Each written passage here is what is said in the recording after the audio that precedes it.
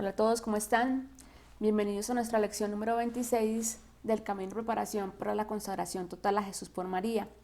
Esta lección es la última del bloque número 3 de Conocimiento de María, porque después seguimos con el último y cuarto bloque, que es el conocimiento de Jesucristo. Empecemos entonces hoy. El tema es María en las Escrituras. En el nombre del Padre, del Hijo, del Espíritu Santo. Amén.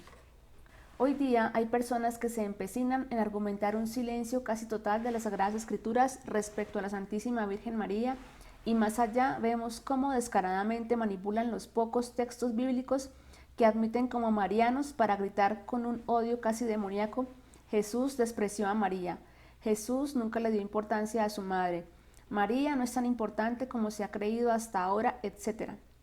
Por otro lado, vemos a otros que, movidos por un celo excesivo, quieren ver a la Santísima Virgen en todos los pasajes bíblicos y algunas veces acomodan a María textos, sobre todo del Antiguo Testamento, que evidentemente no se refieren a ella, pues contienen elementos de infidelidad, como veremos más adelante. Así pues, la verdadera devoción mariana debe ser bíblica, pero equilibrada y de acuerdo a aquellas palabras que el Papa Pablo VI nos escribe en su carta Marialis Cultus. La necesidad de una impronta bíblica en toda forma de culto es sentida hoy día como un postulado general de la piedad cristiana. El progreso de los estudios bíblicos, la creciente difusión de la Sagrada Escritura y, sobre todo, el ejemplo de la tradición y la moción íntima del Espíritu orientan a los cristianos de nuestro tiempo a servirse cada vez más de la Biblia como del libro fundamental de oración y a buscar en ella inspiración genuina y modelos insuperables. El culto a la Santísima Virgen no puede quedar fuera de esta dirección tomada por la piedad cristiana. Al contrario, debe inspirarse particularmente en ella para lograr nuevo vigor y ayuda segura. La Biblia, al proponer de modo admirable el designio de Dios para la salvación de los hombres, está toda ella impregnada del misterio del Salvador y contiene además, desde el Génesis hasta el Apocalipsis, referencias indudables a aquella que fue madre y asociada al Salvador. Pero no quisiéramos que la impronta bíblica se limitase a un diligente uso de textos y símbolos sabiamente sacados de las Sagradas Escrituras. Comporta mucho más. Requiere, en efecto, que de la Biblia tomen sus términos y su inspiración las fórmulas de oración y las composiciones destinadas al canto, y exige sobre todo que el culto a la Virgen esté impregnado de los grandes temas del mensaje cristiano, a fin de que al mismo tiempo que los fieles veneran la sede de la sabiduría, sean también iluminados por la luz de la palabra divina e inducidos a obrar según los dictados de la sabiduría encarnada. Veamos pues a María en las Escrituras. María en el Antiguo Testamento. Génesis 3:15. Enemistad pondré entre ti y la mujer, entre tu linaje y su linaje. Ella te pisará la cabeza, mientras tú acechas su calcañar. Con esta primera profecía comienza la historia de la salvación. El hombre, tentado por el maligno, ha optado por la desobediencia al Dios que lo ha creado. El mal, la muerte y la enfermedad han entrado al mundo por la desobediencia de la mujer y de su esposo. Se ha cerrado el paraíso. Para el hombre alejado de su Creador comienza el caminar por el valle de lágrimas. Dentro de este contexto tan sombrío surge la profecía, la primera palabra de un Dios que es en esencia amor. En esta profecía, repito, la primera, está involucrada por primera vez y en forma misteriosa la mujer, que estará en perenne lucha contra el enemigo del hombre y sus huestes, y con ella la gran promesa. Su linaje o descendencia derrotará a la serpiente antigua, pisándole la cabeza. Cuando a una serpiente se le pisa la cabeza, se le despoja de todo poder y se le reduce a la impotencia. Esto sucederá por esta mujer que sin duda alguna es María, cuyo linaje, Cristo, pisoteó a la serpiente, Satanás, y quien tuvo una enemistad perfecta con la serpiente, pues nunca pecó. Si alguien no quiere saber nada de la Virgen y la quiere sacar de la historia de la salvación, entonces también saquemos a Eva. ¿Serías capaz de contar la historia del pecado sin hablar de Eva? ¿Verdad que no? Pues entonces también es imposible hablar de la historia de la salvación sin hablar de María. Isaías 7:14. Pues bien, el Señor mismo va a daros una señal.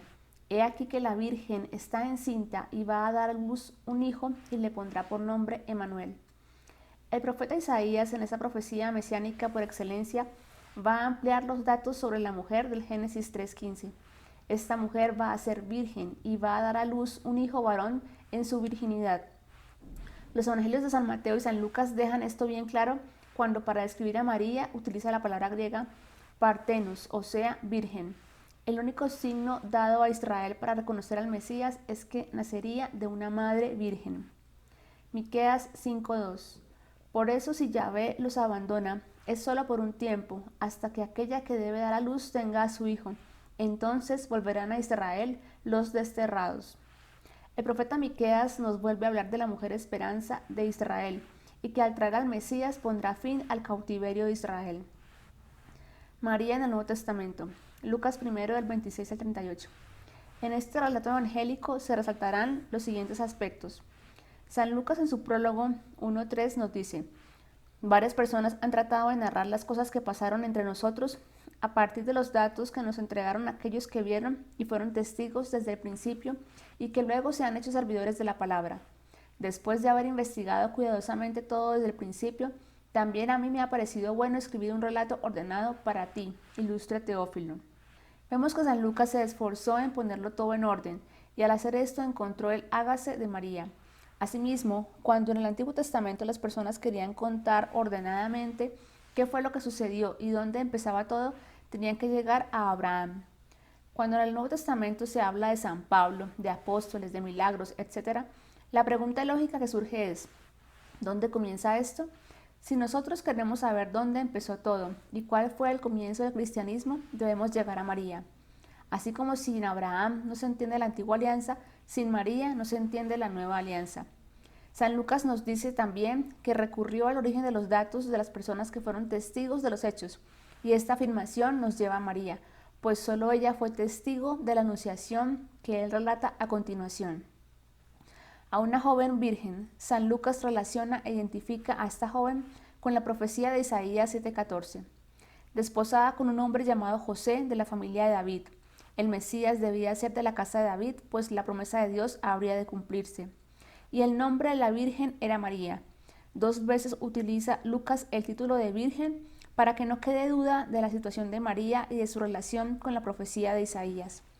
María, hermoso nombre que quiere decir, entre muchos otros significados, Señora. El ángel le dijo: llena de gracia.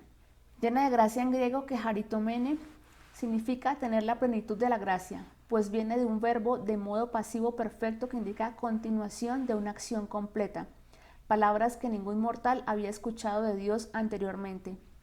No temas, María, porque has encontrado gracia ante Dios. Puede que hoy en día María no encuentre gracia ante muchas personas, pero lo importante es que ante Dios sí encontró gracia. ¿Cómo podré ser madre si no tengo relación con ningún hombre? Recordemos que en este momento María estaba desposada con José, pero todavía faltaba la celebración de las nupcias, segunda parte del rito del matrimonio judío, donde el esposo se llevaba a su esposa a su casa. Lo más lógico es que María hubiese relacionado lo que el ángel le estaba diciendo con la futura convivencia con su esposo José, pero no lo hace, pues María había consagrado su virginidad al Señor. Por eso le responde al ángel sorprendida: lo último que pensaba era perder su virginidad. El Espíritu Santo descenderá sobre ti y el poder del Altísimo te cubrirá con su sombra. Aquí se sitúa a María definitivamente como posesión de Dios. En Éxodo 3:5 el Señor manda a descalzarse a Moisés, pues él está pisando tierra santa. ¿Por qué esta tierra era santa? Porque la sombra de Dios daba en ella desde la zarza. En 2 Samuel 6, del 6 al 7, Uzá muere por tocar el arca de Dios. Esta arca era santa porque la sombra de Dios venía sobre ella.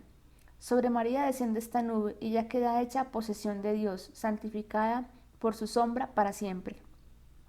He aquí la esclava del Señor, hágase en mí según su palabra. Con estas palabras entra la salvación al mundo.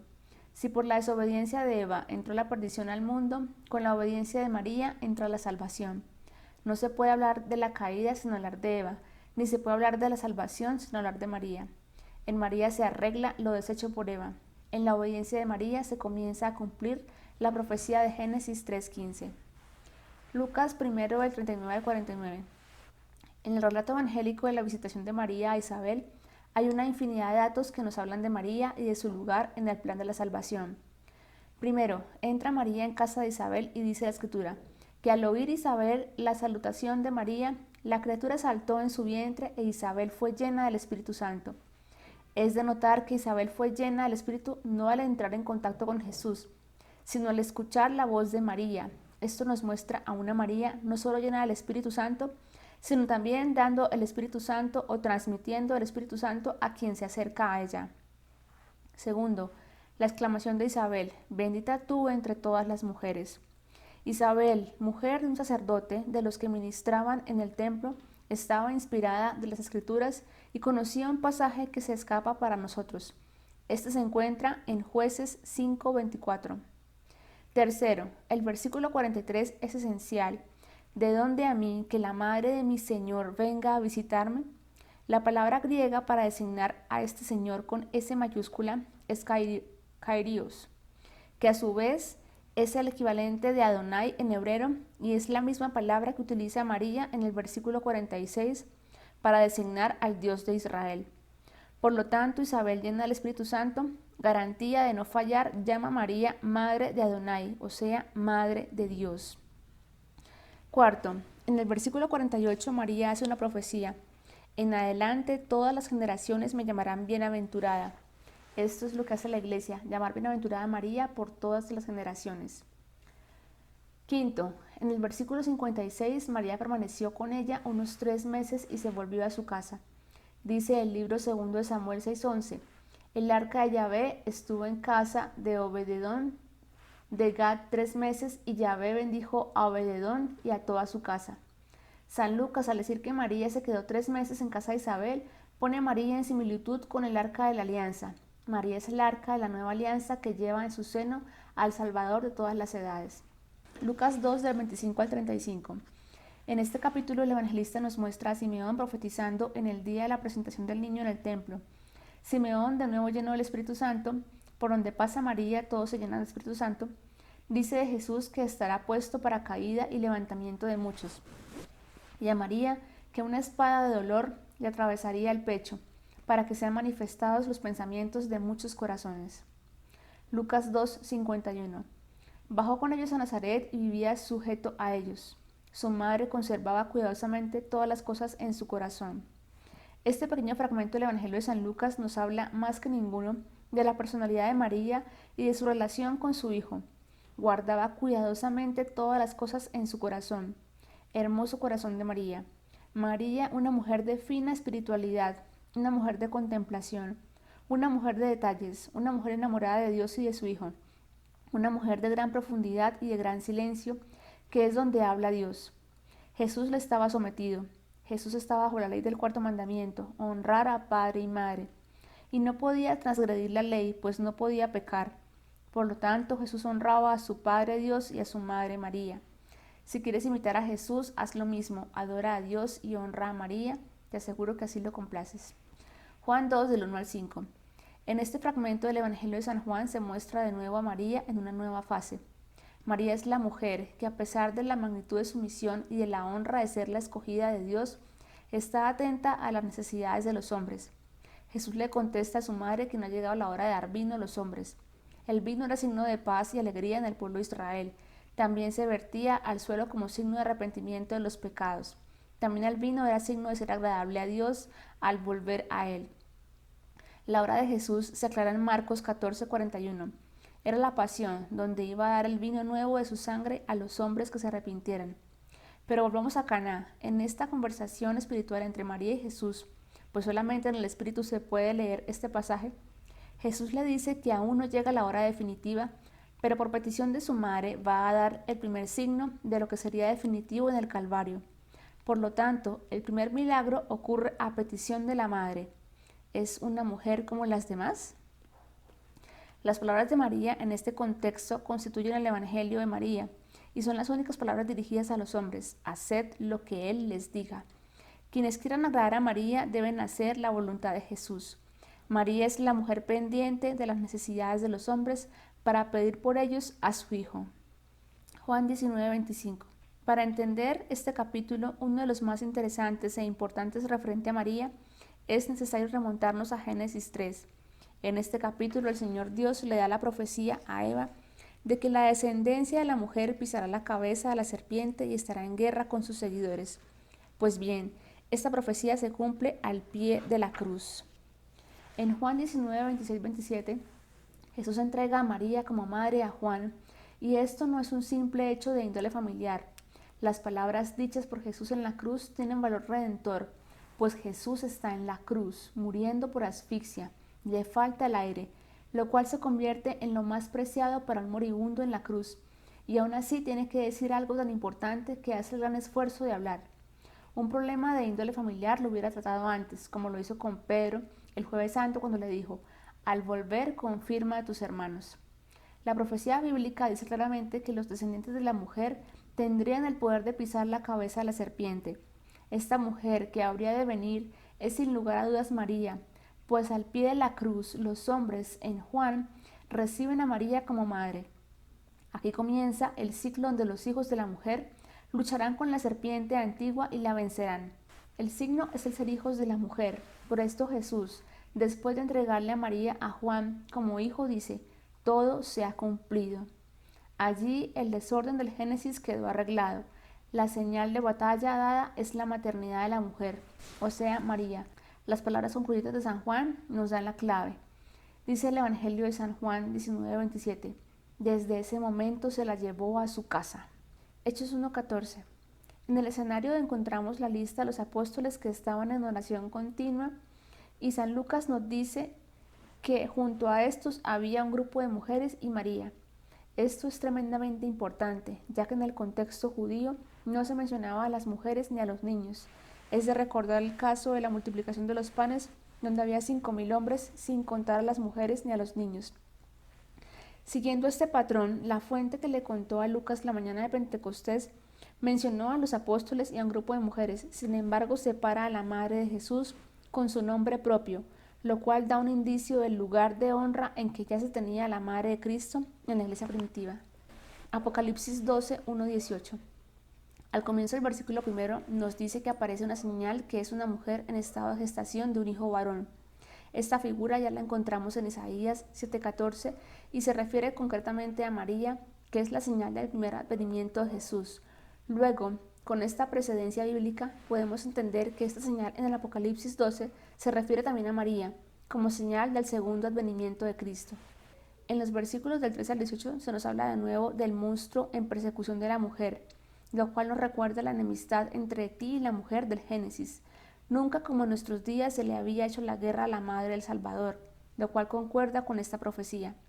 También se nos dice que al no poder hacer nada a la mujer, se lanzará contra los hijos de la mujer. O sea, el demonio está en lucha contra los hijos de la mujer, pues sabe que ellos tienen poder para derrotarlo. Aquí vemos la importancia de esta mujer, orgullo de la raza humana en el plan de la salvación, desde el Génesis hasta el Apocalipsis. Y yo me pregunto, hermano, hermana, que lees esta corta reflexión, ¿es María una mujer como cualquier otra? Deja que el Espíritu te hable al corazón. El Padre la escogió, Lucas 1:30. El Hijo tomó carne en sus entrañas, Juan 1:14. Y el Espíritu Santo encarnó al Hijo de Dios en su vientre y la cubrió con su sombra, Lucas 1:35. Hasta aquí la lectura del día.